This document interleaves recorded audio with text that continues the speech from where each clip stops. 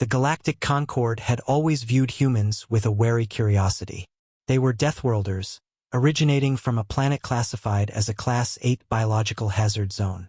Earth was infamous for its hostile wildlife, volatile weather systems, and a tendency to produce apex predators in every ecological niche, including Homo sapiens. But humans had been surprisingly polite. They attended diplomatic summits, respected trade regulations, even adapted to interspecies customs, no matter how absurd or inefficient.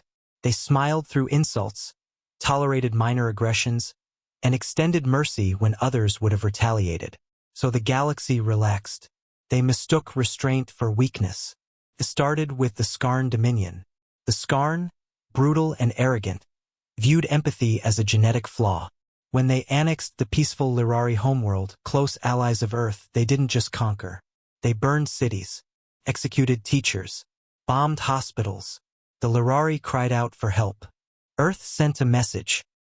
Release them, or we will respond. The Galactic Concord laughed in their high towers. The Skarn released propaganda footage of Lirari prisoners being tortured. The Council voted not to intervene. And Earth didn't send diplomats. They sent the 5th Terran Fleet. Admiral Kira Holt stood at the bridge of the TNS Retribution, staring down at the black void of Skarn Prime. Her voice was steady, almost gentle. Broadcast the declaration.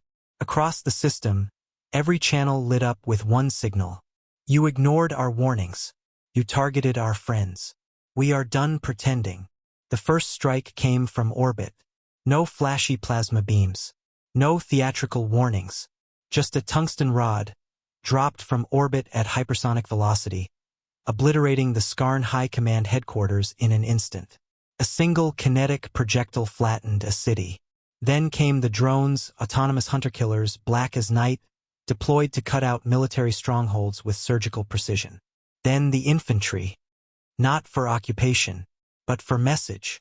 Galactic observers watched in horror as the 5th Fleet dismantled the Skarn's military in 5 days.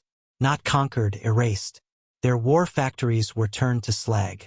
Their fleets scattered like debris. Civilians were untouched. Hospitals, untouched.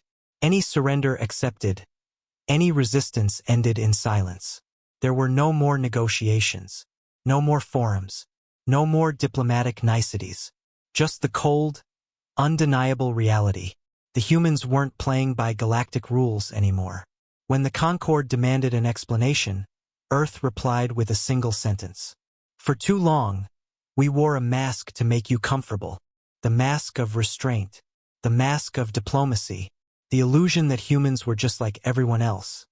Afraid of war, dependent on treaties, unwilling to show their teeth. But Earth had always known the truth. They had built civilizations beside volcanoes, thrived in deserts, survived ice ages, pandemics, and world wars. Their instincts were ancient and unforgiving, honed over 1,000,000 years of earned survival. Humanity's civility was not weakness, it was mercy. And now it was gone. The galaxy changed overnight.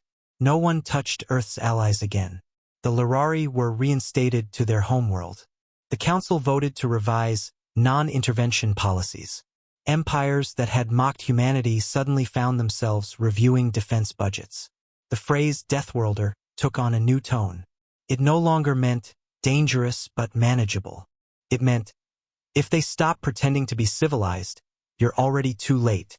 Years later, at a memorial for the Lirari dead, a granite statue stood on the Capitol Hill.